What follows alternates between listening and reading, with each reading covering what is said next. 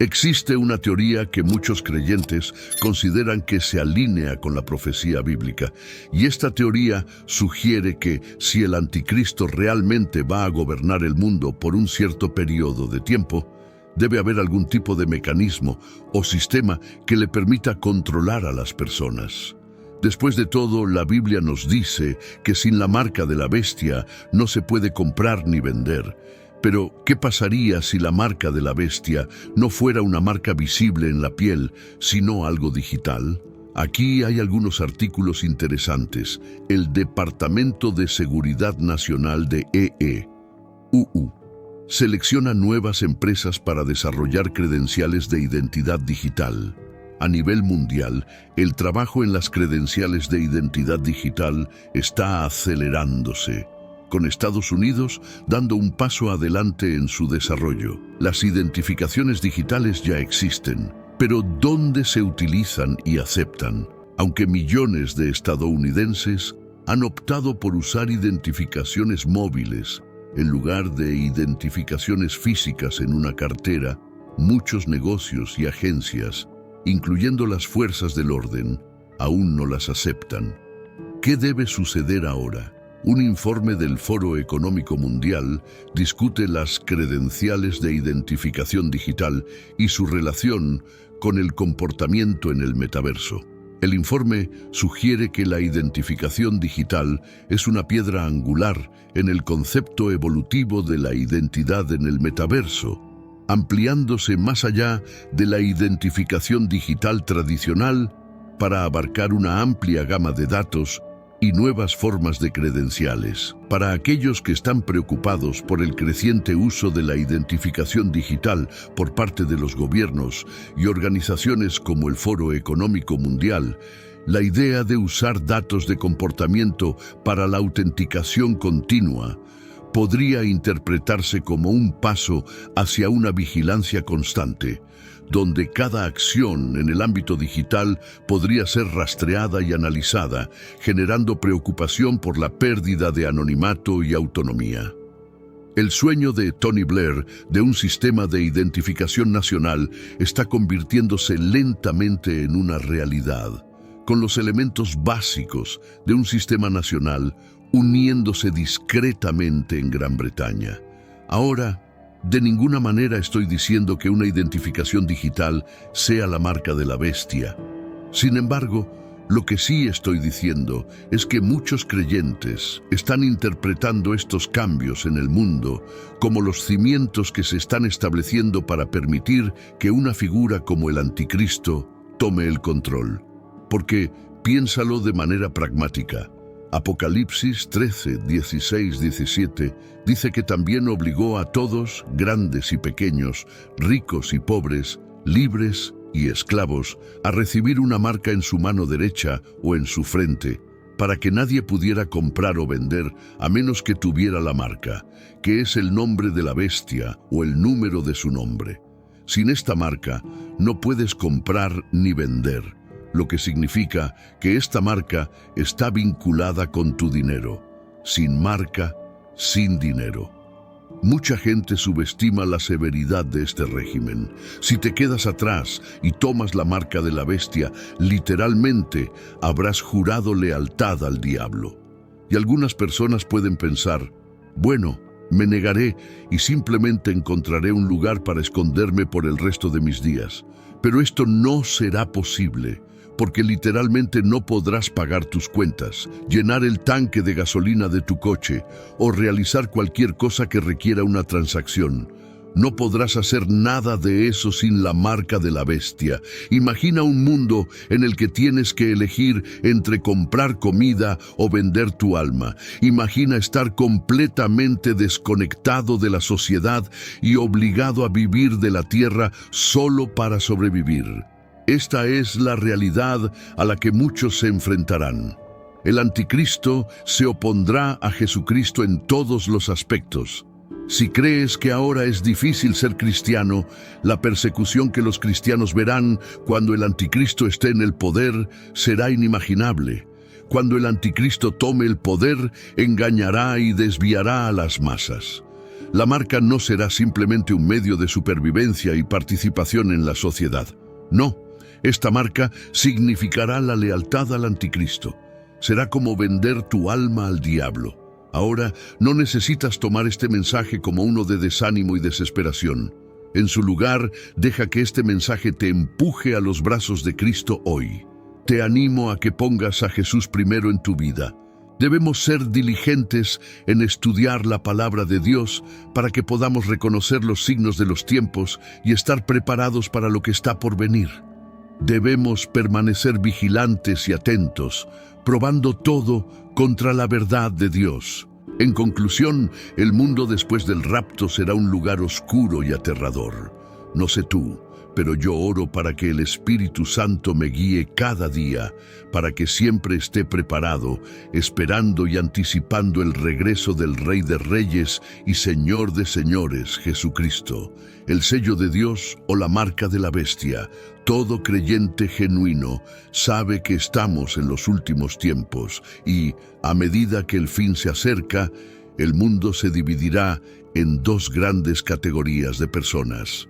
Aquellos con el sello de Dios y aquellos con la marca de la bestia. ¿Estás con Dios y en contra de la bestia, o estás con la bestia y en contra de Dios? ¿Qué es el sello de Dios? Se refiere a una marca colocada en la frente, un signo de que una persona ha recibido vida de Dios y está separada para siempre del resto del mundo. Apocalipsis 14:1 dice: «Luego miré y vi al Cordero de pie sobre el monte Sión, y con él 144,000 que tenían su nombre y el nombre de su Padre escrito en sus frentes». En este pasaje, el nombre del Padre se destaca como el sello de Dios. ¿Y qué es la marca de la bestia? Esta se refiere a una marca colocada en la frente o en el brazo. Así como el sello de Dios muestra la relación de una persona con Dios, la marca de la bestia revela la lealtad de una persona a la bestia. Apocalipsis 13, 15, 16 dice: «Se le permitió infundir aliento a la imagen de la bestia, para que la imagen hablara e hiciera matar a todos los que no adoraran a la imagen de la bestia. También obligó a todos, pequeños y grandes, ricos y pobres, libres y esclavos, a recibir una marca en la mano derecha o en la frente». Este versículo muestra que el sello de Dios y la marca de la bestia aparecen en la misma parte del cuerpo, pero con significados diferentes. El sello de Dios alinea a las personas con Dios, mientras que la marca de la bestia muestra la lealtad de las personas a la bestia. ¿Cuáles son otros signos para distinguir a aquellos con el sello de Dios de aquellos con la marca de la bestia? Primero, aquellos con el sello de Dios lo adoran. Apocalipsis 14:7 dice: «Él dijo en voz alta: teman a Dios y denle gloria, porque ha llegado la hora de su juicio. Adoren al que hizo el cielo, la tierra, el mar y las fuentes de las aguas».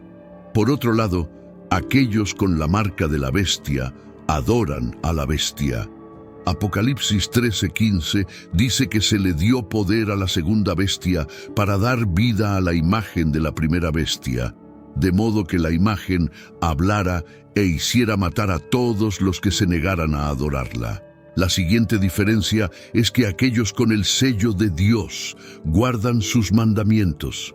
Apocalipsis 12:17 dice que el dragón se enfureció contra la mujer y se fue a hacer guerra contra el resto de su descendencia, es decir, contra los que obedecen los mandamientos de Dios y se mantienen fieles al testimonio de Jesús. Curiosamente, los mandamientos también se pueden comparar con el sello de Dios, como se ve en el libro de Deuteronomio. Deuteronomio 11:18 dice: «Graben estas palabras mías en su corazón y en su mente, átenlas como señales en sus manos y llévenlas en sus frentes». Por lo tanto, los mandamientos de Dios son el sello de Dios. Por otro lado, aquellos que adoran a la bestia no respetan los mandamientos de Dios, solo hacen lo que la bestia les dice. Otra diferencia clara es que aquellos con el sello de Dios nunca cederán ante la presión de desobedecer a Dios. Apocalipsis 15:2 dice: «Y vi lo que parecía un mar de vidrio mezclado con fuego, y en pie junto al mar, aquellos que habían vencido a la bestia, a su imagen y al número de su nombre. Ellos tenían arpas dadas por Dios». Estas personas habían vencido a la bestia, lo que significa que no rechazaron los mandamientos de Dios, mantuvieron su fe y fueron fuertes y firmes en su resolución de seguir a Dios. Pero, ¿qué pasa con aquellos con la marca? Ellos no pudieron resistir la presión. Como cristianos, necesitamos recordar siempre que la palabra de Dios no es una mentira. Entonces, cuando advierte claramente sobre la venida de una bestia, debemos saber que esto sucederá. La Biblia nos dice que si alguien adora a la bestia y a su imagen y recibe una marca en su frente o en su mano, también beberá del vino del furor de Dios, que ha sido vertido sin mezcla en la copa de su ira. Serán atormentados con azufre ardiente en presencia de los santos ángeles y del Cordero, y el humo de su tormento subirá por los siglos de los siglos. No habrá descanso, ni de día ni de noche para aquellos que adoren a la bestia y a su imagen, o para cualquiera que reciba la marca de su nombre. De estos versículos podemos interpretar que un castigo aguarda a aquellos que acepten la marca de la bestia en los últimos tiempos. Sin embargo, aquí está nuestro consuelo. Dios nos ha marcado. Hemos recibido su sello en nuestras frentes a través de Jesucristo y la obra del Espíritu Santo. Uno de los roles significativos que el Espíritu Santo desempeña en nuestras vidas es escribir y grabar la ley de Dios en nuestros corazones como creyentes. Pero hay algo que debes tener en cuenta. Necesitas asegurarte de que estás entre los santos. Esto se debe a que, según las Escrituras, muchos dicen adorar a Jesús, pero no guardan la ley de Dios. Mateo 7, 21-23 dice: «No todo el que me dice Señor, Señor, entrará en el reino de los cielos, sino solo el que hace la voluntad de mi Padre que está en los cielos». Muchos me dirán en aquel día: Señor, Señor, ¿no profetizamos en tu nombre y en tu nombre expulsamos demonios e hicimos muchos milagros? Entonces les diré claramente: nunca los conocí, apártense de mí, ustedes que hacen el mal. La triste realidad es que muchos escucharán esas temidas palabras: nunca los conocí, apártense de mí, ustedes que hacen el mal, en el día del juicio. Y eso es porque no han servido a Dios en espíritu y en verdad, no tienen el sello de Dios sobre ellos. Entonces, ¿cómo sabes si eres parte de los santos? Primero, los santos sirven y obedecen a Dios. Por lo tanto, aquí está tu primera pregunta: ¿sirves y obedeces a Dios? ¿Cómo es tu relación con Dios en estos últimos tiempos? Espero que no te hayas desviado hacia las cosas del mundo. Necesitas saber dónde te encuentras, porque el juicio de Dios está cerca. Según el libro de Daniel 8:24, los santos son personas poderosas y santas. ¿Te has consagrado al Señor? Si realmente tienes el sello de Dios sobre tu frente, te mantendrás alejado de todo tipo de iniquidad. Y aquí hay otra característica clave de los santos: son hombres y mujeres de entendimiento. Esto significa que pasan una cantidad considerable de tiempo con la palabra de Dios. La estudian y meditan en ella diariamente. ¿Con qué frecuencia haces esto? Además, los nombres de los santos se encuentran en el libro de la vida. Son bien reconocidos en el cielo. Dios los conoce por su nombre. Deberías preguntarte: ¿me conoce Dios por mi nombre? Por eso debes hacer todo lo posible para guardar los mandamientos y tener un testimonio genuino de Jesús. No permitas que nadie te persuada a creer que nadie puede ser perfecto y por lo tanto vives en pecado. Estás llamado a vivir rectamente y en santidad. Mientras puedas hacer estas dos cosas, estás en el camino correcto. Y finalmente, los santos soportan la persecución. La simple verdad es que la bestia hará guerra contra los ungidos de Dios. Intentará hacerlos caer o recibir la marca, pero aquellos que se mantienen firmes en Dios resistirán. Podían prevalecer porque mantenían su compromiso con Dios y vencían a la bestia. La Biblia da una idea de lo que sucederá en los últimos tiempos en el libro de Daniel. En Daniel 3, la Biblia dice que Nabucodonosor construyó una imagen de oro y ordenó a todas las naciones, lenguas y tribus que adoraran la imagen cuando sonara la trompeta. En esta parte de la historia podemos ver la imagen de la bestia de los últimos tiempos. Según la Biblia, también deseaba ser adorado y obligaría a las personas a rendirle culto. Pero ocurrió algo sorprendente. Mientras otros rápidamente inclinaban la cabeza para adorar a la bestia, los 3 hebreos se negaron a hacerlo. Recordaron los mandamientos de Dios en Éxodo 23:5, que dice: «No tendrás otros dioses delante de mí. No te harás imagen ni semejanza de lo que esté arriba en el cielo, ni abajo en la tierra, ni en las aguas debajo de la tierra. No te inclinarás a ellas, ni las honrarás.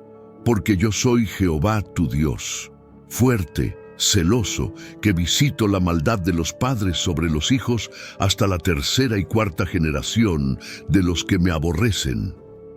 El rey Nabucodonosor no aceptaría esto y ordenó a sus soldados que los arrojaran al horno de fuego. Se podría esperar que los jóvenes hebreos mostraran signos de miedo, pero no fue así. Estaban tan seguros del sello de Dios sobre ellos que no estaban dispuestos a romperlo. Nabucodonosor los lanzó al fuego, pero Dios estaba esperando. Los salvó de las llamas. Fueron redimidos. En la era de Daniel, la marca de la bestia era el acto de arrodillarse, mientras que el sello de Dios era la negativa a arrodillarse. Hoy estamos sellados por el Espíritu Santo. Caminar según los caminos del mundo o rechazar los mandamientos de Dios muestra que una persona ha rechazado este sello y ha tomado la marca de la bestia. Aquí es donde necesitas estar alerta. Como cristiano, debes estar preparado para resistir la persecución. Recuerda que el juicio de Dios pronto prevalecerá sobre el mundo malvado, sin importar cuánto crea el diablo que tiene el control. Por lo tanto, asegúrate de servir a Dios con todo tu corazón, porque eso es lo que Dios desea. Mateo 15:8-9 dice: «Este pueblo me honra con los labios, pero su corazón está lejos de mí. En vano me rinden culto, sus enseñanzas no son más que reglas humanas». No seas parte del grupo que adora a Dios solo con los labios. No olvides que el Espíritu Santo te ha sellado. Mantente santificado. Creo que para poder decir «ordena mis pasos, Señor», primero debemos reconocer que nuestros pasos pueden ser guiados por muchas cosas. Los pasos de una persona pueden ser guiados por el orgullo, y si eres guiado por el orgullo, Proverbios 16:18 nos advierte que el orgullo precede a la destrucción y el espíritu altivo a la caída. Además del orgullo, los pasos de una persona pueden ser guiados por la lujuria, y si eres guiado por la lujuria, 1 Pedro 2:11 dice: «Queridos amigos, les advierto como a extranjeros y peregrinos que se aparten de los deseos mundanos que luchan contra su alma». Entonces, déjame hacerte la pregunta: ¿quién guía tus pasos? ¿Es tu orgullo? ¿Es la lujuria? ¿Es el dinero o las cosas materiales? La Biblia en el Salmo 119:133 dice: «Ordena mis pasos conforme a tu palabra, y ninguna iniquidad se enseñoree de mí». Querido amigo, ¿puedes decir con sinceridad que estás caminando con Dios? Comienzas tu día llamando al Señor para que te guíe, para que tome tu mano y controle y priorice tus decisiones, tus elecciones y en lo que te enfocas. ¿Quién guía tus pasos? ¿Es la palabra de Dios una lámpara para tus pies cuando se trata de cómo caminas o por quién eres guiado? Todos debemos estar conscientes de que hay una guerra entre la carne y el espíritu. Gálatas 5:16-17 dice: «Así que les digo, vivan por el espíritu, y no seguirán los deseos de la naturaleza pecaminosa, porque ésta desea lo que es contrario al espíritu, y el espíritu desea lo que es contrario a ella. Los dos se oponen entre sí, de modo que ustedes no pueden hacer lo que quieren. La carne está llena de amor por el mundo, amor por uno mismo, orgullo, pecaminosidad e impureza. Pero el espíritu, caminar en el espíritu, es caminar de una manera completamente y totalmente devota a Jesucristo. Una manera de describir caminar en el espíritu se encuentra en 2 Corintios 5:7, porque vivimos por fe, no por vista. Así que te animo a desear y someterte a ser guiado por Dios. Sé guiado por su palabra, sé guiado por el Espíritu Santo. Salmo 119, 133, 136 dice: Dirige mis pasos conforme a tu palabra, que ninguna maldad se enseñoree de mí. Rescátame de la opresión de los hombres, para que guarde tus preceptos. Haz que tu rostro brille sobre tu siervo y enséñame tus decretos. Ríos de lágrimas corren por mis ojos, porque no obedecen tu ley. Ahora oremos. Señor Jesús, oro para que elimines cualquier barrera que impida que nuestros corazones sean receptivos a ti. Que el Espíritu Santo trabaje dentro de cada uno de nosotros, no solo para consolarnos y aconsejarnos, sino para convencernos y corregirnos. Que el Espíritu Santo nos guíe a caminar en tus caminos. Que el Espíritu Santo trabaje para desafiarme y ayudarme a vencer el pecado.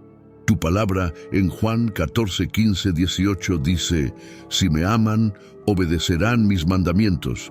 Y yo pediré al Padre, y Él les dará otro consolador para que los acompañe siempre, el Espíritu de la verdad. El mundo no puede aceptarlo porque no lo ve ni lo conoce. Pero ustedes sí lo conocen, porque vive con ustedes y estará en ustedes. No los dejaré huérfanos. Volveré a ustedes. Padre, nos has dado como creyentes el Espíritu de la verdad, y lo invitamos a nuestras vidas. Que el Espíritu de la verdad nos ayude a ver tu palabra como guía. Que nos impulse a seguir el Salmo 1, que nos dice cómo debemos caminar en esta vida. Porque si no caminamos en el consejo de los impíos, si decidimos no seguir el consejo y el ejemplo de los malvados, entonces somos bendecidos y favorecidos por Dios. Ayúdanos, Espíritu Santo, para que no nos detengamos en el camino de los pecadores, ni nos sentemos en la silla de los burladores, sino que seamos guiados por Jesucristo. Oro para que mi deleite esté en la palabra de Dios. Oro para que mi deleite esté en los preceptos y enseñanzas de Dios. Y solo en tu palabra, Señor, meditaré habitualmente de día y de noche. Lléname con más de ti, Dios, y guíame. Derrama tu Espíritu, porque es a través de la guía y la intercesión del Espíritu Santo que podemos acercarnos más a ti, mi Señor. Que tu amor y misericordia reinen. Sé mi santuario, Señor, mi lugar de seguridad y refugio. Bendecimos tu precioso nombre, Señor. Gracias por escuchar esta oración. Amén. Esta generación se ha vuelto peor que Sodoma y Gomorra. La Biblia nos advirtió: ¿estás listo para enfrentar una verdad impactante? Hoy vivimos en una era que refleja la de Sodoma y Gomorra, con desafíos de moralidad y justicia que parecen sacados directamente de esas antiguas escrituras.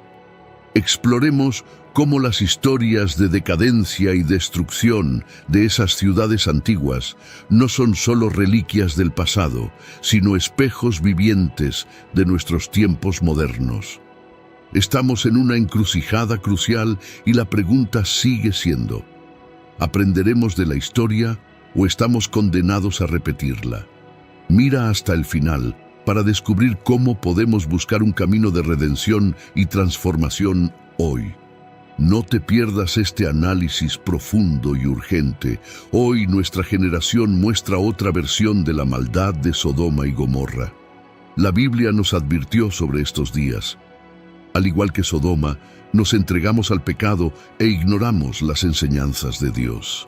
Este flagrante desprecio por la palabra de Dios llevará a una destrucción inevitable y últimamente se ha vuelto aún más claro. Glorificamos el pecado e ignoramos las enseñanzas de Dios. La Biblia nos advirtió sobre estos días. Es evidente que nuestra moral ha decaído y estamos destinados a enfrentar las consecuencias. Arrepiéntete ahora antes de que sea demasiado tarde. Era el tiempo como en los días de Lot. La gente comía, bebía, compraba, vendía, plantaba y construía, llevando a cabo sus negocios como de costumbre, sin preocuparse por sus pecados. Pero el mismo día que Lot salió de Sodoma, llovió fuego y azufre del cielo y los destruyó a todos. Será lo mismo en el día en que el Hijo del Hombre sea revelado. Ese día, quien esté en la azotea con sus pertenencias en la casa, no debe bajar a tomarlas, y de igual manera, quien esté en el campo no debe volver atrás. Recuerda lo que le pasó a la esposa de Lot cuando miró hacia atrás. Quien busque salvar su vida eventualmente la perderá, y quien pierda su vida en este mundo la mantendrá, libre de las consecuencias del pecado y la separación de Dios. Te digo, en esa noche cuando el Mesías venga de nuevo, habrá dos personas durmiendo en una cama. Uno, el no creyente, será llevado en juicio, y el otro, el creyente, será dejado. Habrá dos mujeres moliendo juntas. Una, la no creyente, será llevada en juicio, y la otra, la creyente, será dejada. Dos hombres estarán en el campo. Uno será llevado y el otro será dejado. Y le preguntaron, ¿dónde, Señor? Él respondió, donde esté el cadáver, allí se reunirán los buitres. Lucas 17, 28, 37. Jesús usó el ejemplo del tiempo de Sodoma para explicar cómo el mundo se encontrará con el juicio. La destrucción que cayó sobre Sodoma y Gomorra en los días de Lot ocurrió por la mañana. El día anterior parecía como cualquier otro día para los hombres de Sodoma. Así será el día en que el Hijo del Hombre sea revelado. Incluso cuando el mundo parezca continuar con sus rutinas normales de vida antes del diluvio y el juicio de Sodoma y Gomorra. Jesús dijo que así será. La sensación de normalidad en el mundo cuando Él sea revelado. Jesús no dijo que todo sería bueno en el mundo o que no habría condiciones de crisis. Antes del diluvio y antes del juicio de Sodoma y Gomorra, las cosas eran terribles, pero la maldad era aceptada como normal y rutinaria. Significativamente, hay otros pasajes de las Escrituras que parecen indicar que Jesús regresará a un mundo que no estará en condiciones normales, ya que entonces habrá una gran tribulación, como no la ha habido desde el principio del mundo hasta este tiempo, ni la habrá jamás. Mateo 24, 21. Y los reyes de la tierra, los grandes hombres, los ricos, los comandantes, los poderosos, todo esclavo y todo hombre libre se escondieron en las cuevas y en las rocas de las montañas, y dijeron a las montañas y a las rocas, «Caed sobre nosotros, y escondednos del rostro de aquel que está sentado en el trono y de la ira del Cordero». Apocalipsis 6, 15, 16. Las condiciones del mundo antes de la revelación de Jesús se describen en términos diferentes, lo que sugiere que habrá dos fases distintas o aspectos de la venida de Jesús, separados por algún periodo de tiempo. Tal como en los días de Noé y Lot, cuando Jesús venga, algunos serán sacados del camino, escapando del juicio, y otros permanecerán y serán juzgados. La palabra revelado se traduce del griego apocalupto, de donde derivamos la palabra moderna apocalipsis. Sin embargo, la palabra griega antigua conlleva la idea de revelar o desvelar. Cuando vino el diluvio de Noé, uno puede imaginar a la gente intentando inútilmente mantener sus posesiones a salvo mientras perecían. Sin embargo, si uno está preparado para la venida de Jesús, no se preocupará por las cosas materiales dejadas atrás. El enfoque no debe estar en lo que está en la casa, sino en lo que está en el cielo. ¿No sabéis que la amistad con el mundo es enemistad con Dios? Cualquiera que quiera ser amigo del mundo se constituye enemigo de Dios. Santiago 4:4. ¿Queremos ser amigos del resto del mundo? Esto no implica renunciar a todo en el mundo. Este mundo representa todo lo que se opone a Dios, la maldad que una vez formó parte de tu vida. El castigo de la esposa de Lot fue terrible, abrupto e irreversible. Se le negó otra oportunidad de huir cuando miró hacia atrás. Toda misericordia que se le había extendido previamente fue retirada abruptamente. La Biblia no detalla lo que sucede, pero es el resultado natural de su decisión. Llegará un momento en el que todas tus oportunidades para obedecer a Dios habrán desaparecido. Algunos individuos se burlan de la predicación y enseñanza que se refiere al infierno o a cualquier juicio inminente. Lo perciben como tácticas de miedo destinadas a asustar a niños y tontos. Somos demasiado sabios para creer en eso. Más que en cualquier otro tema, Jesús habló sobre el infierno.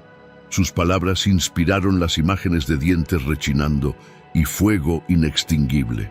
Considera los innumerables ejemplos de personas que tuvieron la oportunidad de hacer lo correcto y luego perdieron esa oportunidad para siempre. Faraón, Nadab y Abiú, Coré y su banda, Judas Iscariote, y así sucesivamente. Las lecciones de la esposa de Lot aún son relevantes. Dios todavía está listo para condenar a todos los hombres y su palabra sigue siendo: no mires atrás. ¿Huirás de la venganza de Dios en la sangre de Jesús? Deja que los ángeles de Dios te saquen de esta ciudad hacia la seguridad. Leemos que en esa noche habrá dos hombres en una cama. Uno será tomado y el otro dejado. Este pasaje se aplica a menudo al rapto, el término aplicado a la venida de Jesús por su pueblo, en un momento en que el mundo parece seguir con las rutinas normales de la vida. Jesús prometió que regresaría a la tierra para llevar a su pueblo a estar con él. Después de su resurrección, Jesús ascendió al cielo y los discípulos fueron testigos de ello. Su ascensión, Hechos 1:9-11. Después de haber dicho estas cosas, fue elevado mientras ellos miraban, y una nube lo ocultó de su vista.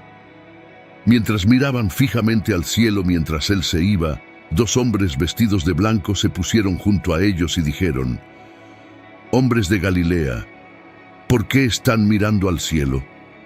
Este mismo Jesús, que ha sido llevado de ustedes al cielo, volverá de la misma manera que lo han visto ir al cielo». Dos puntos se destacan en estos versículos. Primero, el Jesús que regresa a la tierra por segunda vez es el mismo Jesús que vivió aquí con nosotros y ascendió al cielo tras su resurrección. Y segundo, Él volverá a la tierra de la misma manera en que ascendió al cielo. ¿Cómo ascendió Jesús al cielo después de su resurrección? ¿Lo hizo en secreto? No. Los discípulos lo vieron literalmente elevarse en el aire hasta que una nube lo ocultó de su vista. Como resultado, estos versículos indican que Jesús regresará a la tierra de la misma manera, no en secreto. Cuando el Señor regrese descendiendo del cielo, su aparición, así como la elevación de su pueblo para encontrarse con Él en el aire, será visible para todo el mundo, un evento conocido como el rapto. El término rapto se deriva de la traducción latina de 1 Tesalonicenses 4:17, que traduce el griego arpazo, que significa atrapar o llevarse, como rapture del latín rapio. La palabra griega arpazo aparece 14 veces en el Nuevo Testamento con 4 significados diferentes, cada uno de los cuales nos ayuda a entender lo que Pablo está hablando en el versículo 17. Después de eso, nosotros, los que aún vivimos y que quedamos, seremos arrebatados junto con ellos en las nubes para encontrarnos con el Señor en el aire, y así estaremos con el Señor para siempre. Jesús se dirigió a sus discípulos, que claramente eran creyentes, en Juan 14:3, y les prometió preparar un lugar para ellos en la casa de su Padre. Ellos, al igual que los cristianos ahora, eran miembros de la familia de la fe. Podemos traducir fácilmente 1 Tesalonicenses 4:17, que dice que seremos arrebatados para encontrarnos con el Señor en el aire, como seremos raptados para encontrarnos con el Señor en el aire.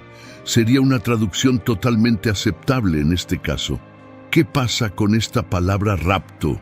Es un término fascinante y convincente. La palabra griega es harpazo. Varios pasajes diferentes en el Nuevo Testamento usan esta palabra para darnos una idea clara de cómo será el rapto. Primero, 3 veces en Juan 10, se usa la palabra describiendo a un lobo que arrebata una oveja del redil. Es violento y repentino. Aquí hay una lista de las características que implica el rapto. Sucederá sin advertencia, será repentino y forzoso, no habrá tiempo para prepararse.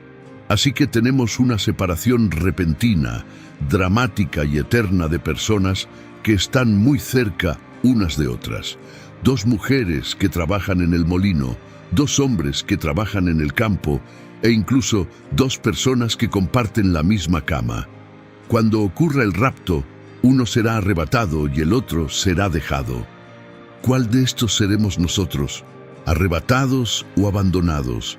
Estas palabras de Jesús, uno será tomado y el otro será dejado, parecen describir este fenómeno de ser arrebatado en las nubes para encontrarse con el Señor en el aire, porque esto sucederá durante el curso normal de la vida, mientras uno duerme en la cama, mientras otro muele grano, mientras otro trabaja en el campo. El énfasis está en la preparación. Jesús vendrá de repente y en un momento inesperado. Algunas personas se preguntan si el tiempo está maduro para que Jesús aparezca ahora, tanto para salvar a su pueblo como para castigar al mundo por rechazarlo. Podemos decir esto con bastante certeza. La Biblia habla sobre cómo será el mundo política, económica, espiritual, social y militarmente antes de que Cristo regrese. Es justo decir que esas condiciones existen hoy y el escenario está preparado. 2 de estos pasajes proféticos describen situaciones reales. Las sociedades históricas y Jesús nos dicen que debemos ser conscientes de ellas.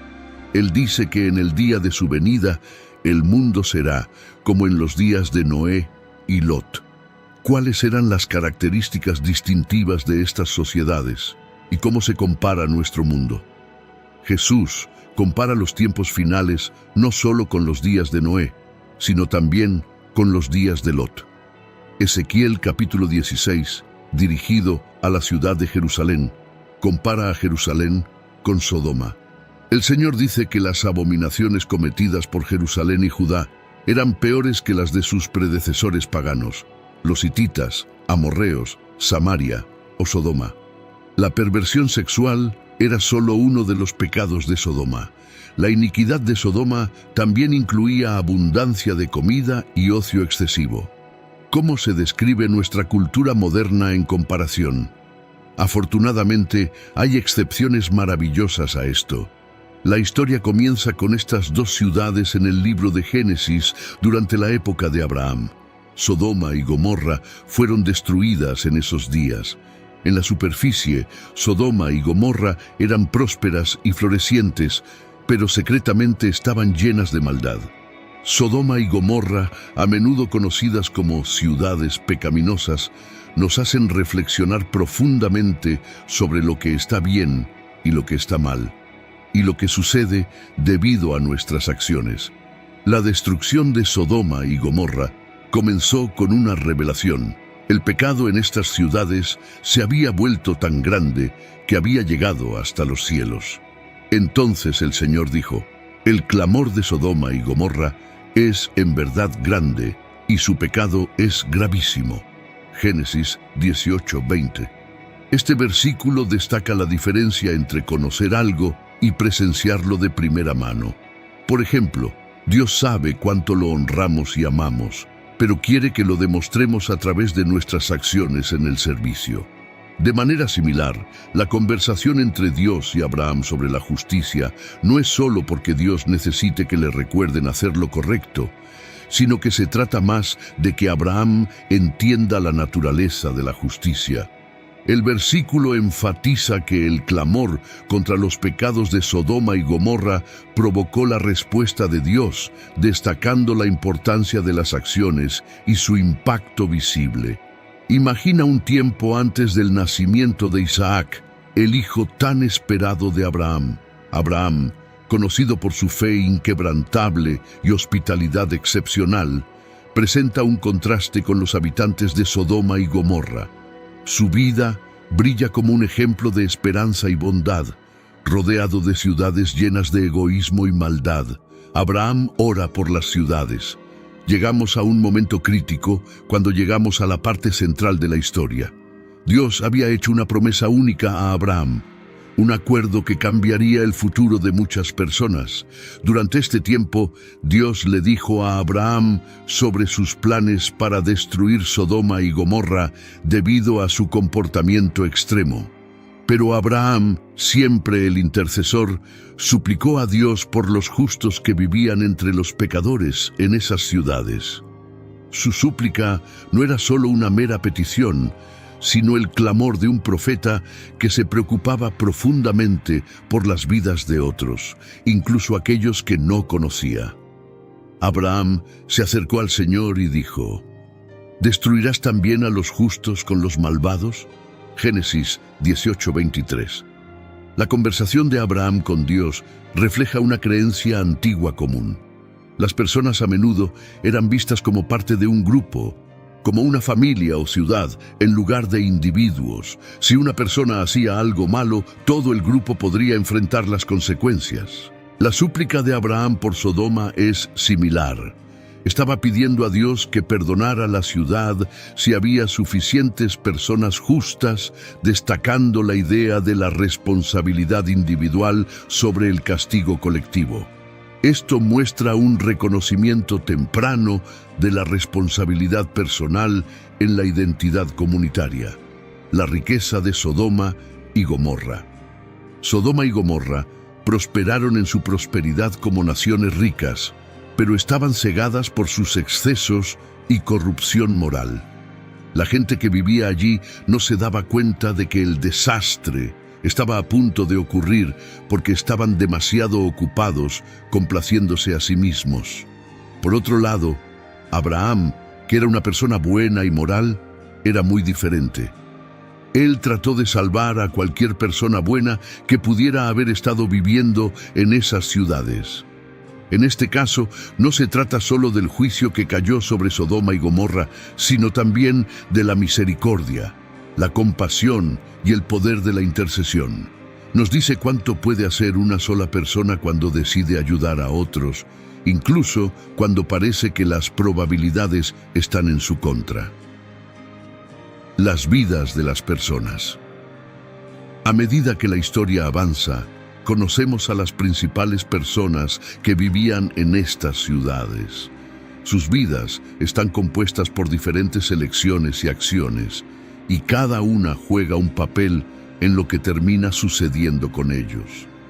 Esto no es solo sobre lo que sucedió en el pasado, es como un espejo que nos muestra nuestras propias vidas y el mundo en el que vivimos.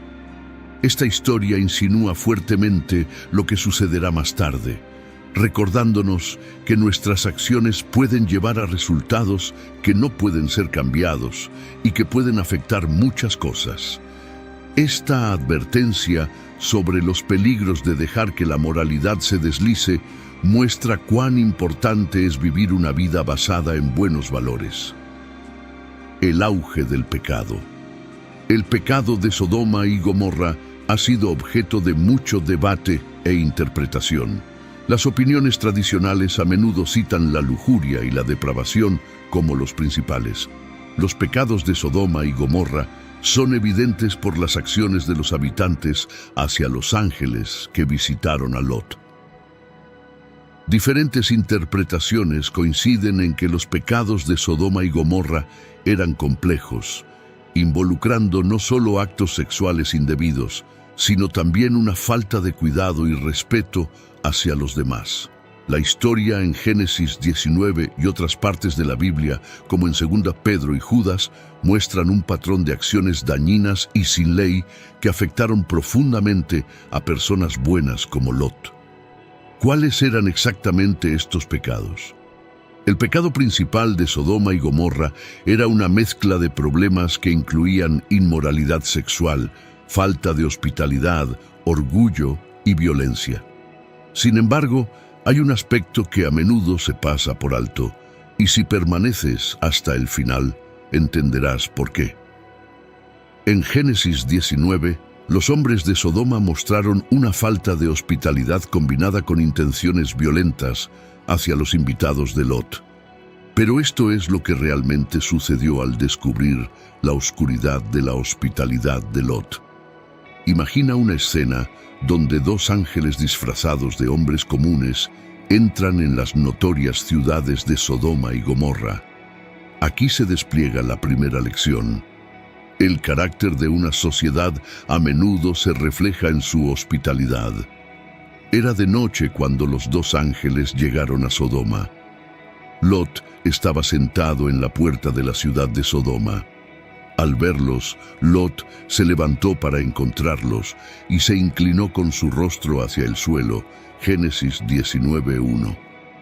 Este gesto de Lot, en un lugar marcado por su decadencia moral, es un claro contraste. Nos hace preguntarnos con qué frecuencia pasamos por alto la oportunidad de extender amabilidad a los extraños. Curiosamente, los ángeles inicialmente rechazaron la oferta de hospitalidad de Lot. Dijeron, no, pasaremos la noche en la plaza. Génesis 19:2. Lot insistió en que los ángeles se quedaran con él. Esta parte de la historia nos hace pensar, ¿por qué los ángeles dijeron no al principio? ¿Fue para ver si Lot realmente quería hacer la oferta o para mostrar cuán poco amigable era conocida Sodoma? A medida que la narrativa se desarrolla, se hace evidente que el pecado de Sodoma y Gomorra no se trataba solo de inmoralidad sexual, sino de una falta de decencia humana básica y bondad. El acto de Lot de albergar a estos invitados muestra la gravedad de la bancarrota moral de la ciudad, en un lugar donde la gente no daba la bienvenida a los visitantes y miraba mal a los extraños. El comportamiento amable de Lot realmente se destaca como un buen ejemplo. La historia nos hace reflexionar sobre cómo tratamos a los extraños entre nosotros. ¿Somos como Lot, ofreciendo refugio y protección, o encarnamos el espíritu poco acogedor de Sodoma y Gomorra? La forma en que tratamos a los menos afortunados a menudo refleja los verdaderos valores de nuestra sociedad. Intervención divina. Aquí los ángeles intervienen, protegiendo a la familia de Lot de la multitud y luego informándoles sobre la inminente destrucción de la ciudad. Los dos hombres, ángeles, preguntaron a Lot, ¿tienes aquí algún otro yerno, tus hijos e hijas, o quien quiera que tengas en la ciudad? Sácalos de este lugar, porque vamos a destruirlo, porque el clamor contra ellos ha crecido tanto delante del Señor, que el Señor nos ha enviado a destruirlo. Génesis 19:12-13. Esta declaración establece el escenario para una narrativa intensa de urgencia y escape. Lot, el sobrino de Abraham, está en Sodoma, y estos ángeles le instruyen urgentemente que reúna a su familia y huya. La urgencia es palpable en Génesis 19:15. Cuando amanecía, los ángeles apremiaban a Lot diciendo, «Levántate, toma a tu esposa y a tus dos hijas que están aquí, para que no perezcas en el castigo de la ciudad». A medida que la historia avanza, comienza la cuenta regresiva para la destrucción de Sodoma y Gomorra. Con el amanecer acercándose, el tiempo para que estas ciudades enfrentaran sus consecuencias estaba cerca. Este desastre inminente es un momento histórico que simboliza un juicio futuro más grande. Cuando los ángeles advirtieron sobre la destrucción inminente, había una verdadera prisa por actuar rápidamente. Le dijeron a Lot que reuniera a su familia y se fuera de inmediato, porque la ciudad sería juzgada. Sin embargo, lograr que su familia creyera y se fuera no fue fácil. Lot parecía un poco lento para moverse y sus yernos pensaron que estaba bromeando sobre el peligro. La lucha para lograr que su familia se fuera resalta cuán difícil puede ser dejar atrás lo familiar, incluso si es dañino. La ruta de escape no fue un paseo tranquilo, sino una carrera contra el tiempo. La urgencia era clara cuando los ángeles les dijeron: escapa por tu vida, no mires detrás de ti ni te detengas en toda la llanura, escapa al monte, no sea que perezcas. Génesis 19:17. La huida de la familia estaba marcada por un sentido de urgencia, una fuga de lo familiar a lo desconocido, de la comodidad a la supervivencia. Mientras huían, las ciudades detrás de ellos estaban siendo consumidas. Entonces, el Señor hizo llover fuego y azufre sobre Sodoma y Gomorra. Azufre ardiente y fuego cayeron sobre Sodoma y Gomorra desde el Señor, desde el cielo, y Él destruyó esas ciudades y todo el valle, junto con todos los habitantes de las ciudades y todo lo que crecía en el suelo. Génesis 19:24-25. Este evento no fue solo un desastre natural, simbolizó un juicio divino. La imagen de una ciudad envuelta en llamas y azufre nos recuerda las consecuencias de la decadencia moral y la desobediencia. Curiosamente, la decisión de Dios de salvar a Lot y su familia fue influenciada por Abraham. Aunque las ciudades fueron finalmente destruidas debido a su maldad, Dios recordó la súplica de Abraham y salvó a Lot como un acto de misericordia hacia Abraham. Cuando Dios devastó y destruyó las ciudades de la llanura de Sodoma, recordó a Abraham y por esa razón envió al sobrino de Abraham, Lot, fuera del medio de la destrucción, cuando destruyó las ciudades en las que Lot había vivido. Génesis 19:29. El destino trágico de la esposa de Lot, que se convirtió en una columna de sal al mirar hacia atrás a Sodoma, sirve como una representación de las consecuencias de anhelar un pasado pecaminoso. La transformación en sal, en medio de la región de pilares de sal, es un recordatorio de este desastre. Jesús hace referencia a este evento en Lucas 17:32, advirtiendo contra dudar frente al juicio de Dios. Por otro lado, Abraham es testigo del humo que se eleva desde la ciudad, un momento que enfatiza el poder de sus oraciones, que finalmente condujeron a la salvación de Lot y su familia. Esta narrativa destaca la importancia de la obediencia y el impacto de la oración intercesora en tiempos de juicio. El relato no evita el perturbador desenlace que involucra a las hijas de Lot en la cueva donde se refugiaron. Temiendo la extinción de su línea familiar, embriagaron a su padre, Lot, para acostarse con él, resultando en que ambas hermanas quedaron embarazadas de su padre. Esta parte de la historia destaca el impacto profundo y duradero que vivir en un entorno moralmente corrupto tuvo en las hijas de Lot. Las acciones de las hijas de Lot pueden ser vistas como influenciadas por el ambiente negativo en Sodoma. Probablemente aprendieron o fueron afectadas por la maldad que veían a su alrededor en la ciudad. Sodoma y Gomorra en el Nuevo Testamento. Adelantándonos al Nuevo Testamento, encontramos que Sodoma y Gomorra adquieren un significado metafórico, simbolizando el juicio final y el fin de los tiempos. En 2 Pedro 2, 6, 8, la destrucción de estas ciudades sirve como una advertencia y un ejemplo del juicio de Dios sobre la vida impía. Dice: si condenó a las ciudades de Sodoma y Gomorra a la destrucción, reduciéndolas a cenizas, habiéndolas hecho un ejemplo para aquellos que vivirían vidas impías después, y si rescató al justo Lot, que estaba atormentado por la conducta inmoral de hombres sin principios e impíos, porque ese hombre justo, al vivir entre ellos, sentía su alma justa atormentada día tras día, por lo que veía y oía de sus actos sin ley. De manera similar, En Apocalipsis, Sodoma se utiliza para describir la caída final de un sistema mundial corrupto. Este es un ejemplo poderoso de cómo se lleva a cabo la justicia por medios divinos, conduciendo a la eliminación completa del mal. Comparar la historia de Sodoma y Gomorra con la sociedad moderna puede ser bastante reflexivo. En Judas 1:5, la destrucción de estas ciudades es un recordatorio del juicio divino contra la profunda decadencia moral. Muchas personas creen que la sociedad actual enfrenta una decadencia en los valores morales. Esto se observa en un lenguaje más grosero y vulgar, en la debilitación de los valores familiares y en el alejamiento de las enseñanzas de la Biblia.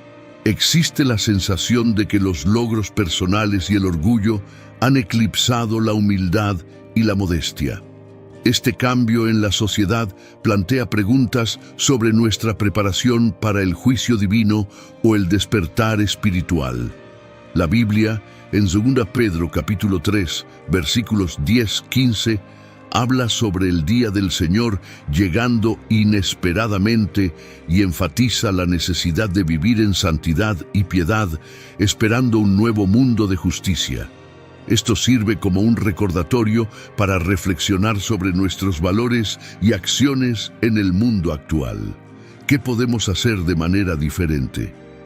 Ahora hablemos sobre la autorreflexión de nuestras acciones personales. La historia de Sodoma y Gomorra nos hace un llamado personal a cada uno de nosotros. Es fácil señalar los pecados de la sociedad, pero ¿qué pasa con nuestras propias acciones? ¿Estamos contribuyendo a la decadencia moral de alguna manera? ¿Estamos ignorando las necesidades de los que nos rodean, entregándonos a deseos egoístas o haciendo la vista gorda ante la injusticia? La historia es un llamado a despertar, a examinar nuestras vidas y alinear nuestras acciones con valores morales y éticos. Entonces, ¿qué podemos aprender de Sodoma y Gomorra?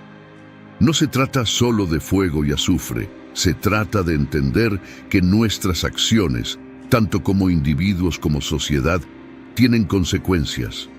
Es un recordatorio para examinarnos a nosotros mismos y pensar en cómo estamos viviendo. Utilicemos esta historia no para asustarnos, sino para guiarnos hacia ser mejores personas, tomando mejores decisiones y creando un mundo más amable, justo y compasivo. Mostrar amabilidad.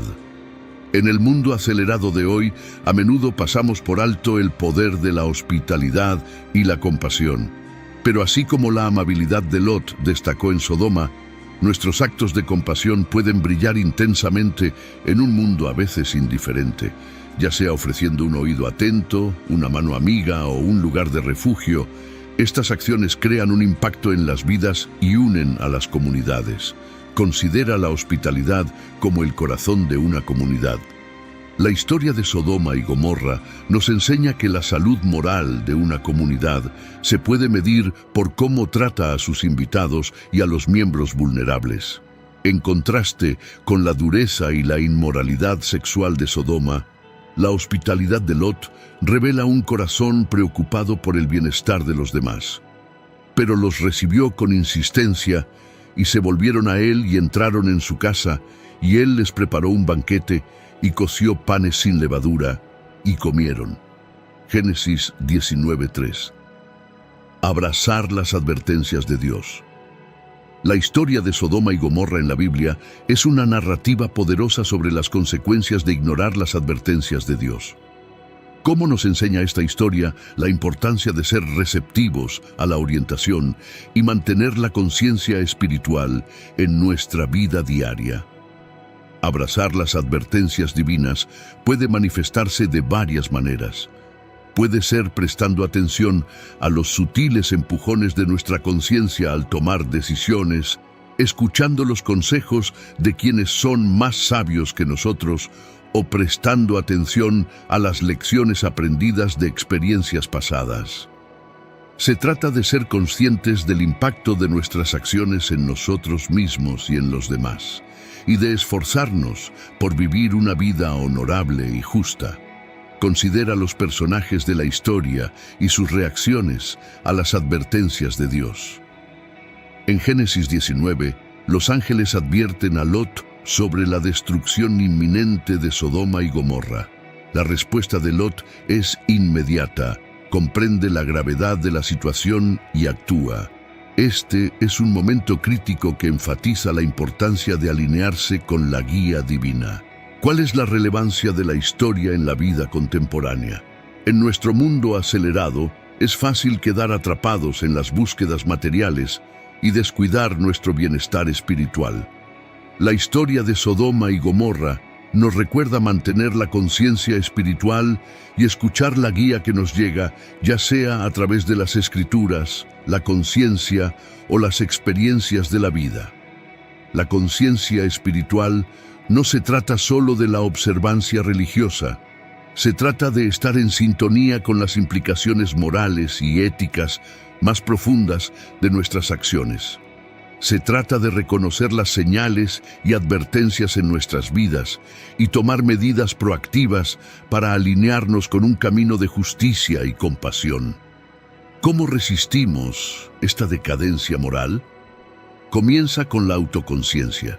Debemos examinar constantemente nuestras acciones e intenciones, preguntándonos si estamos contribuyendo positivamente a nuestra comunidad.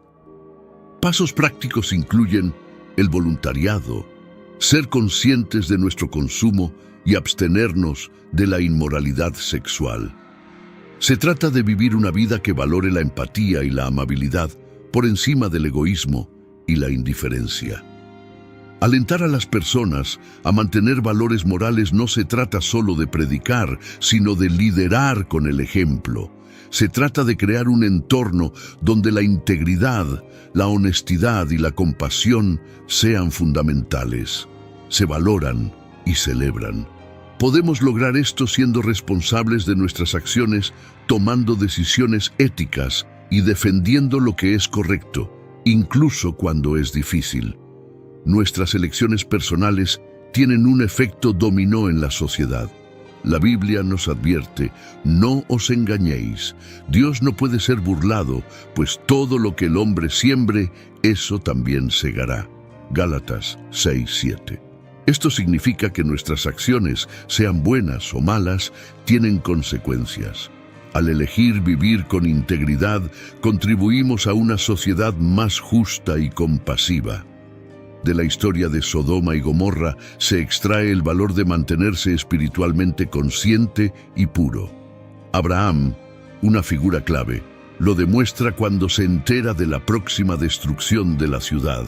En lugar de aceptarlo, habla con Dios buscando comprensión e intervención, lo que muestra su alerta espiritual y su deseo de alinearse con lo que Dios quiere.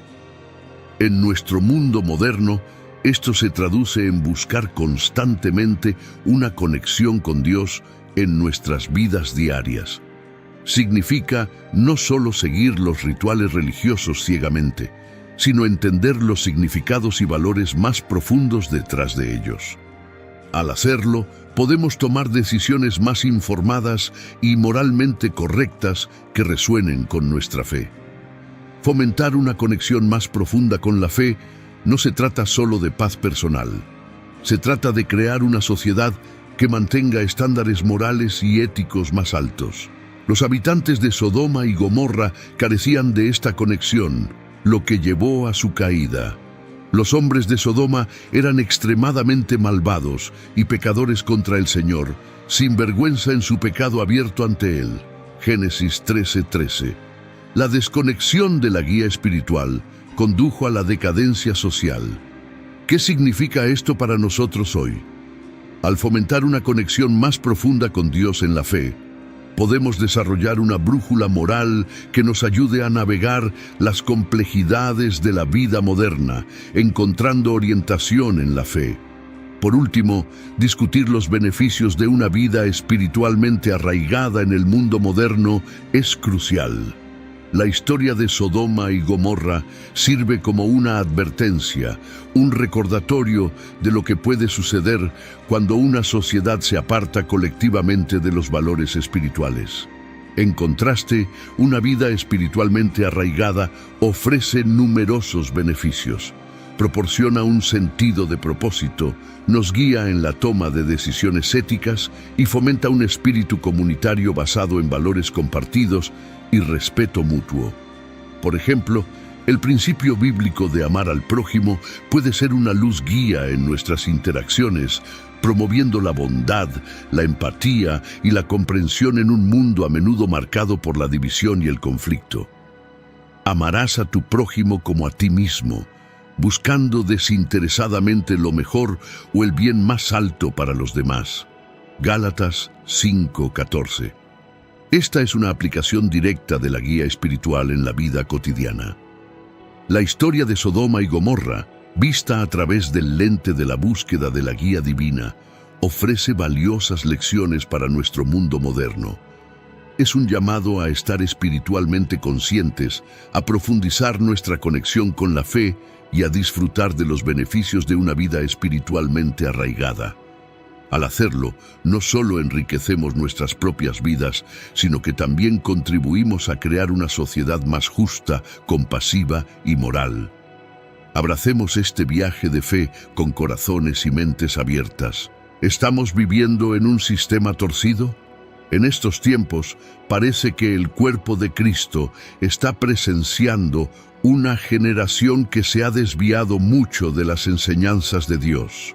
Muchos de nosotros miramos alrededor y vemos comportamientos y actitudes que parecen incluso peores que los de Sodoma y Gomorra.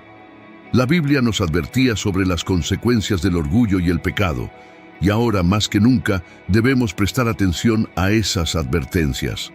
La Biblia nos dice en Proverbios 16:18, antes del quebrantamiento es la soberbia y antes de la caída la altivez de espíritu.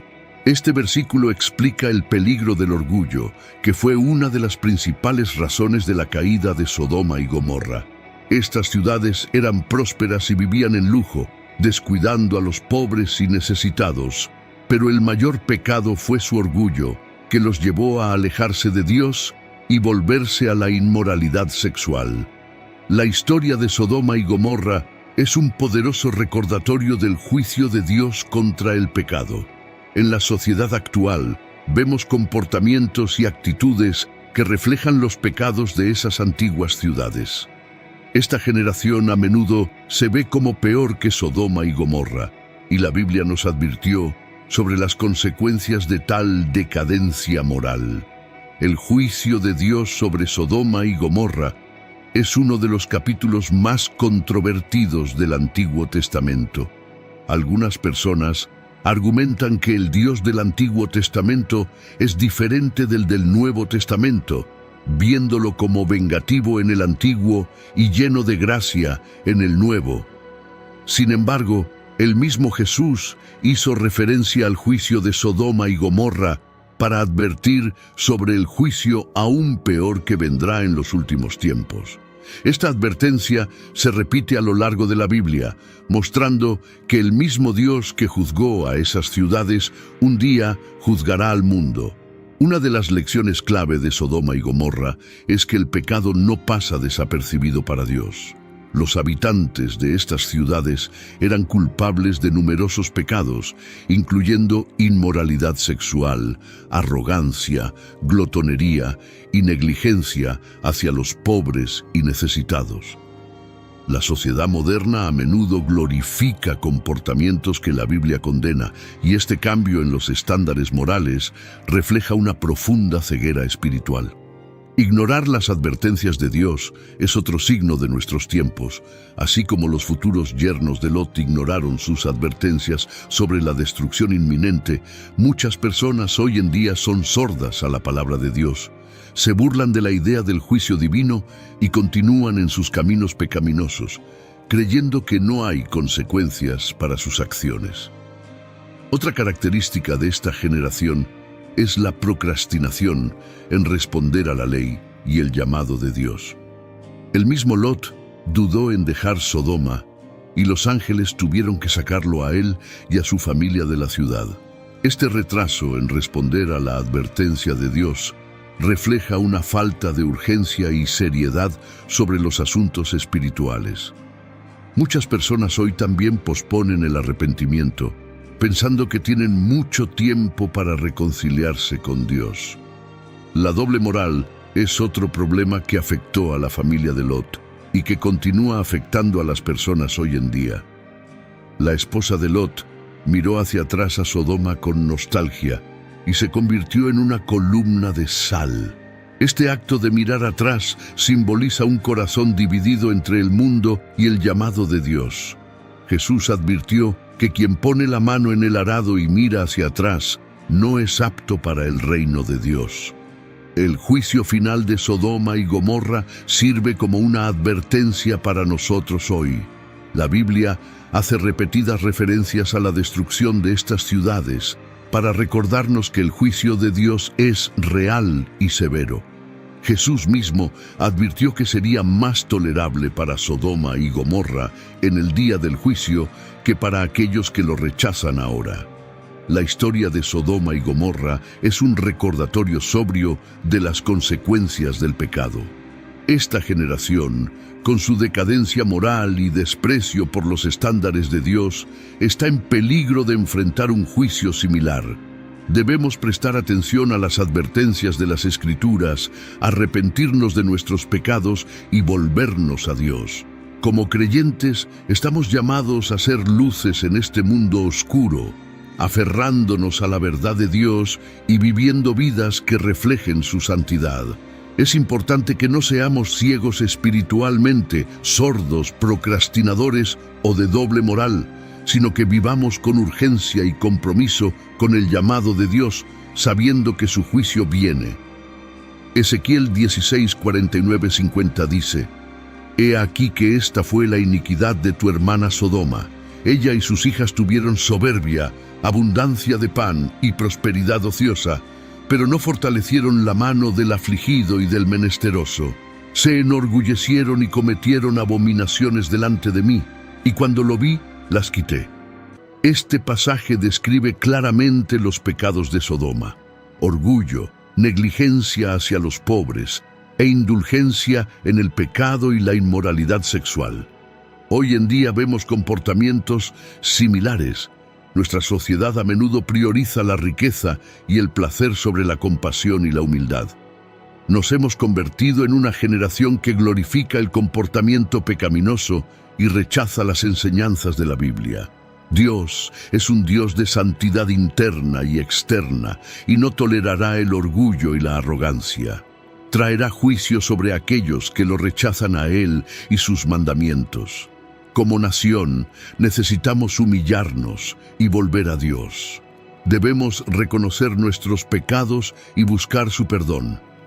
2 Crónicas 7:14 dice: «Si mi pueblo, que es llamado por mi nombre, se humilla y ora y busca mi rostro y se convierte de sus malos caminos, entonces yo oiré desde los cielos y perdonaré su pecado y sanaré su tierra». Esto es un llamado al arrepentimiento. Debemos alejarnos de nuestros pecados y buscar el rostro de Dios. Solo entonces podemos esperar sanación y restauración. Necesitamos volver a los principios de amor, compasión y humildad que Dios nos ha enseñado. ¿Por qué Sodoma y Gomorra? El relato bíblico de Sodoma y Gomorra sirve como una advertencia clara sobre el poder destructivo del pecado. El amor de nuestra sociedad por las malas acciones no permanece estancado. Según Pablo en 2 Timoteo 3:13, los malos y los engañadores irán de mal en peor, engañando y siendo engañados. Esto parece estar ocurriendo en nuestro país hoy en día. La sensibilidad al pecado ha disminuido significativamente y toleramos comportamientos que habrían escandalizado a generaciones anteriores. Génesis 5:19-21 dice: «Ahora bien, las prácticas de la naturaleza pecaminosa son claramente evidentes. Son inmoralidad sexual, impureza, sensualidad, irresponsabilidad total, falta de autocontrol, idolatría, hechicería, hostilidad, disputas, celos, ataques de ira, desacuerdos, disensiones, facciones que promueven herejías, envidia, embriaguez, comportamiento desenfrenado y otras cosas similares. Te advierto de antemano, así como lo hice anteriormente, que aquellos que practican tales cosas no heredarán el reino de Dios. Nuestra sociedad cada vez más glorifica el pecado, haciéndolo más aceptable y respetable. Esta glorificación se produce a través de varios canales: políticas gubernamentales, medios de comunicación, televisión, películas, videos, escuelas y deportes. Muchos cristianos, desafortunadamente, han aceptado esta normalización del pecado, sintiéndose impotentes para cambiarla. Como creyentes, a veces contribuimos a esta glorificación cuando permitimos o alentamos a nuestros hijos a participar en actividades que promueven comportamientos pecaminosos, como ver películas o videos que respaldan y glamorizan el lenguaje obsceno, el asesinato, la desnudez y la inmoralidad sexual abierta, y alentar acciones y comportamientos equivocados. Efesios 5:1 dice: no participen en las obras infructuosas de las tinieblas, sino más bien repréndanlas. Participar en estas actividades mundanas puede legitimarlas a los ojos de los demás. Esta mundanalidad aceptable puede ser tolerada por la sociedad e incluso por algunos cristianos, pero no es aceptable para Dios. Santiago 4:4 dice: adúlteros, ¿no saben que la amistad con el mundo es enemistad con Dios? Cualquiera que quiera ser amigo del mundo se hace enemigo de Dios. El llamado a la humildad y el arrepentimiento en Filipenses 2:12-16 dice: por tanto, amados míos, como siempre han obedecido, no solo en mi presencia, sino ahora mucho más en mi ausencia, ocúpense en su salvación con temor y temblor, porque Dios es el que en ustedes produce tanto el querer como el hacer, según su buena voluntad. Hagan todo sin quejas ni discusiones, para que sean intachables y puros, hijos de Dios, sin culpa en medio de una generación torcida y depravada. En ella, ustedes brillan como estrellas en el firmamento, manteniendo en alto la palabra de vida, de manera que en el día de Cristo yo pueda sentir que no he trabajado en vano, ni me he esforzado en vano. En estos versículos, Pablo reconoce la torpeza y la perversidad de la generación a la que se dirigió, lo cual resuena con nuestros tiempos actuales. Jesucristo, aunque existía en forma de Dios, se humilló a sí mismo, haciéndose obediente hasta la muerte en la cruz. Filipenses 2:5-8 dice: tengan entre ustedes aquel mismo sentir que hubo también en Cristo Jesús, el cual, aunque existía en forma de Dios, no consideró el ser igual a Dios como algo a qué aferrarse. Por el contrario, se rebajó voluntariamente, tomando la naturaleza de siervo y haciéndose semejante a los seres humanos. Y al manifestarse como hombre, se humilló a sí mismo y se hizo obediente hasta la muerte, y muerte de cruz. La humildad y la obediencia de Jesús sirven como el ejemplo supremo para nosotros.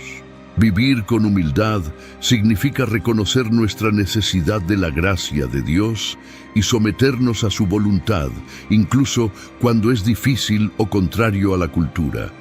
La humildad implica reconocer que no podemos navegar por este mundo perverso por nuestra cuenta. Necesitamos la guía y la fortaleza que proviene de Dios. El arrepentimiento es igualmente crucial. Significa apartarse del pecado y alinear nuestras vidas con los estándares de Dios. En un mundo que a menudo nos anima a satisfacer nuestros deseos, el arrepentimiento requiere una decisión consciente de rechazar comportamientos y actitudes pecaminosas. Es un proceso continuo de autoexamen, confesión y transformación. Vivir en una generación perversa también significa enfrentar oposición y persecución. El papel de la gracia de Dios en un mundo que a menudo refleja la decadencia moral de Sodoma y Gomorra es extremadamente importante. A pesar de la generalizada maldad y rebelión contra los principios divinos, la gracia de Dios sigue siendo una fuente de esperanza y redención para la humanidad. La historia de Sodoma y Gomorra es un recordatorio del juicio de Dios contra el pecado. Estas ciudades eran conocidas por su flagrante inmoralidad y su destrucción final sirve como una advertencia sobria para las generaciones posteriores. Sin embargo, incluso en esta narrativa de juicio, vemos destellos de la gracia de Dios. Lot y su familia fueron salvados debido a la misericordia de Dios y la intercesión de Abraham. Este acto de gracia en medio del juicio resalta el papel dual de Dios como justo y misericordioso. La gracia de Dios es fundamentalmente favor inmerecido hacia la humanidad. Es un regalo que no puede ser ganado con buenas obras. Las obras no pueden obtenerse, sino que son otorgadas libremente debido al amor de Dios por su creación, porque es por gracia, la notable compasión y favor de Dios, que te atrae a Cristo, que has sido salvado, efectivamente liberado del juicio y dado vida eterna a través de la fe. Y esta salvación no es de ustedes, no es por su propio esfuerzo, sino que es el regalo inmerecido y gracioso de Dios, no como resultado de sus obras ni de sus intentos de cumplir la ley, para que nadie pueda presumir ni atribuirse el mérito de su salvación. Efesios 2, 8-9. En medio de una generación perversa, la gracia de Dios cumple varios roles críticos. El papel más significativo de la gracia es la salvación. A pesar del pecado generalizado de la humanidad, la gracia ofrece redención a través de la fe en Jesucristo. Así como Lot fue rescatado de Sodoma, los individuos hoy pueden ser salvados de las consecuencias del pecado aceptando la gracia de Dios. Esta salvación está disponible para todos, independientemente de sus pecados pasados. La gracia no solo se trata de escapar del juicio, sino también de transformación, porque la notable gracia inmerecida de Dios que trae salvación ha aparecido a todos los hombres. Nos enseña a rechazar la impiedad y los deseos inmorales mundanos y a vivir vidas sensatas, rectas y piadosas con un propósito en esta era presente. Tito 2, 11-12. La gracia empodera a los individuos a vivir de manera diferente, a apartarse de los comportamientos pecaminosos y a abrazar una vida que refleje la santidad de Dios. En un mundo donde el pecado es dominante, vivir una vida piadosa puede ser desafiante. La gracia sostiene a los creyentes, proporcionando la fuerza y resistencia necesarias para navegar en un mundo corrupto. La gracia también permite a los creyentes ser testigos del amor y la verdad de Dios, para que se demuestren a sí mismos ser hijos de Dios intachables e inocentes, sin mancha en medio de una generación moralmente torcida y espiritualmente pervertida, entre quienes son vistos como luces brillantes, faros que brillan claramente en el mundo de la oscuridad. Oremos. Querido Padre Celestial, al reunirnos en tu presencia hoy, traemos ante ti las historias de Sodoma y Gomorra, ciudades antiguas que una vez prosperaron en la riqueza, pero que se derrumbaron bajo el peso de los pecados ocultos. Señor, abre nuestros corazones y mentes mientras reflexionamos sobre las lecciones aprendidas en su caída. Perdónanos, Dios, por las veces que hemos sucumbido al pecado, al igual que la gente en Sodoma y Gomorra. Admitimos que a veces, al intentar tener éxito en la vida, hemos olvidado el sentido del bien y del mal que tú nos das. Ayúdanos a ver que ser rico y exitoso no es todo, y que no muestra nuestro verdadero valor. Muéstranos cómo diferenciar entre el verdadero éxito que proviene de tus bendiciones y la tentación engañosa de tener demasiado, lo cual puede llevarnos a tomar malas decisiones. Permítenos estar contentos con tu amor y bondad, sabiendo que las verdaderas riquezas vienen de tener un corazón que sigue lo que tú deseas para nosotros. Señor, confesamos los susurros ocultos del pecado que pueden persistir en nuestras vidas.